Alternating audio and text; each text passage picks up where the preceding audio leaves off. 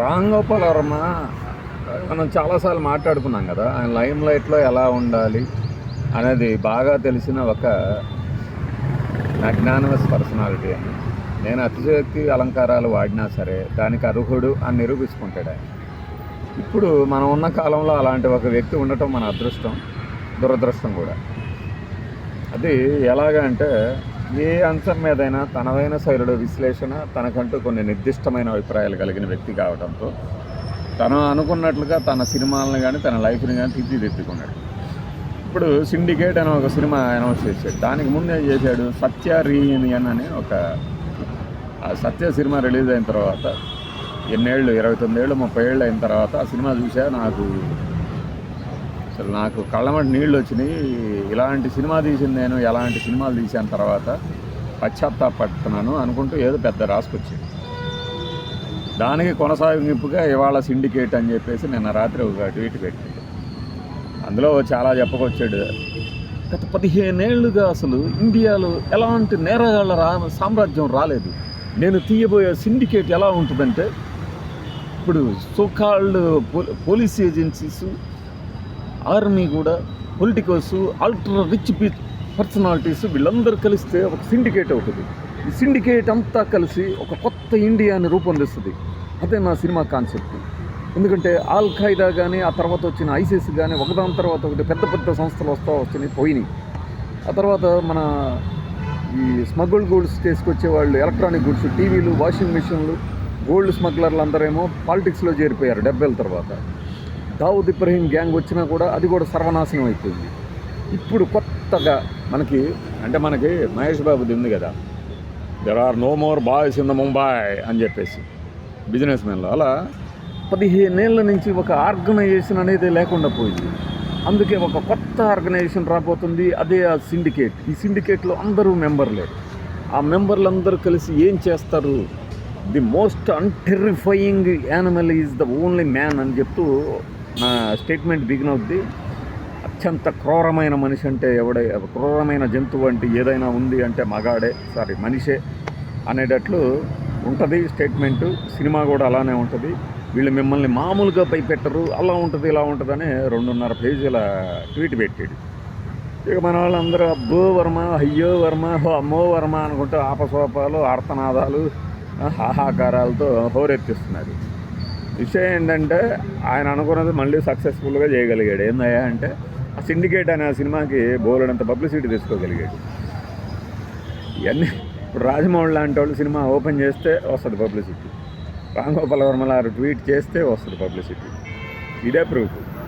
ఇక సినిమాల స్టాండర్డ్ గురించి ఆయనే మాట్లాడాలి. ఎందుకంటే ఈ రోజున ఆయన నమ్మి భారీగా బడ్జెట్ పెట్టడానికి ఎవరు వస్తారు? పైగా దానితో సొంతంగా తెద్దామా అంటే అప్పులు కూడా ఉన్నాయని చెప్తారు. పొట్టి కుమార్ లాంటి వాళ్ళతో తగాదాలు ఉన్నాయని చెప్తారు. అట్లాంటప్పుడు ఆయన నుంచి హై స్టాండర్డ్స్ మెయింటైన్ చేస్తూ ఒక సినిమా రావాలంటే బడ్జెట్ కావాలంటే నమ్మకం కావాలంటే ఇన్ని రోజుల నుంచి తీసిన చాలు. మనకు అభిమానం ఉండటం వేరు, ఇండస్ట్రీ బ్లాక్ బస్టర్లు ఇచ్చిన డైరెక్టర్లు మీద వాళ్ళు నిజంగా తీసేది వేరు. ఇన్సిడెంటల్గా మనం ఒక వారం క్రితం, నెల క్రితం పెట్టాం కదా ఒక వీడియో కూడా, ఈ డైరెక్టర్లు ఇకపై వీళ్ళ దగ్గర సత్తా ఆశించడం వేస్ట్ అని చెప్పి. నేను వేస్ట్, శుద్ధ ప్రయాస అనను, కానీ ఈ సినిమా సిండికేట్ ఎలా ఉంటుంది, మన కంపెనీ తీశాడు, సర్కారు తీశాడు, సత్య తీశాడు. అదే గ్యాంగ్, కొత్త గ్యాంగ్ ఎలా రాబోతుందంటే ఆల్రెడీ మనం సమాజంలో చూస్తున్నాం. రౌడీలే రాజకీయ నాయకులు అవుతున్నారు, రాజకీయ నాయకులే సినిమా స్టార్లు అవుతున్నారు, సినిమా స్టార్లు రాజకీయ నాయకులు అవుతున్నారు. మధ్యలో పొలిటీషియన్స్ అందరూ కలిసి పాలసీ మేకింగ్ చేస్తున్నారు, పాలసీ మేకర్లేమో ఆ తర్వాత నిజ జీవితంలో నటిస్తున్నారు. ఇదంతా సిండికేటే. మళ్ళీ ఆ సిండికేట్ని ఆయన కొత్తగా చూపించేదే ఉంది. మన తెలుగు సినిమా వాళ్ళు దాదాపుగా చాలా రోజుల క్రితం చూపించే ఉంటాయి. వర్మ గారి భాషలో తీస్తాడు. వర్మ స్టాండర్డ్స్ అంటే ఏంటి, ఇప్పుడు ఆయన భాషలో చెప్పాలంటే ఏంటి పాయింట్ ఏంటంటే, అసలు నా స్టాండర్డ్ ఏంటో నాకే అర్థం కావట్లా అంటాడన్న. అలా ఉంటుంది కదా.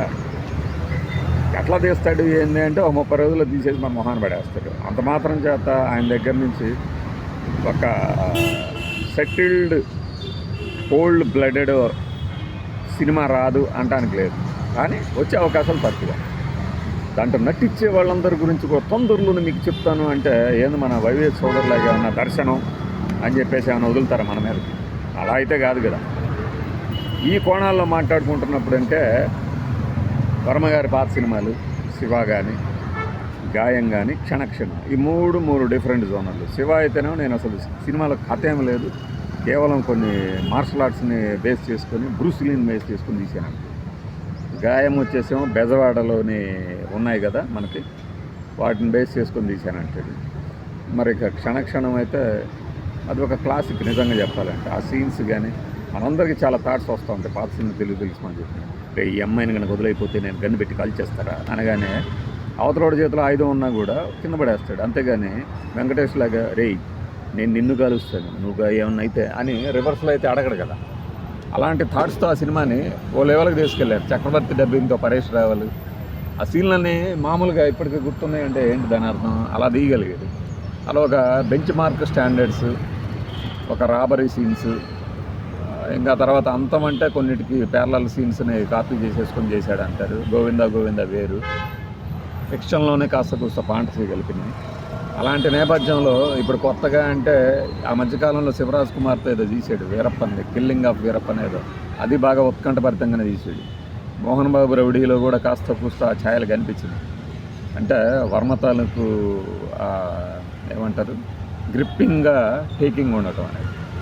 ఈ కోణాల్లో చూసినప్పుడు ఏంటంటే వర్మ దగ్గర నుంచి సినిమాలు ఆయన స్టాండర్డ్ అంటే మనం ఎక్స్పెక్ట్ చేసేది ఒక టాప్ నాచ్డ్ ఫిల్మ్ ఏమన్నా వస్తుందా అంటే రావచ్చేమో కానీ అవకాశాలు తక్కువ అనేది నేను చెప్పగలుగుతున్నది. బాయ్.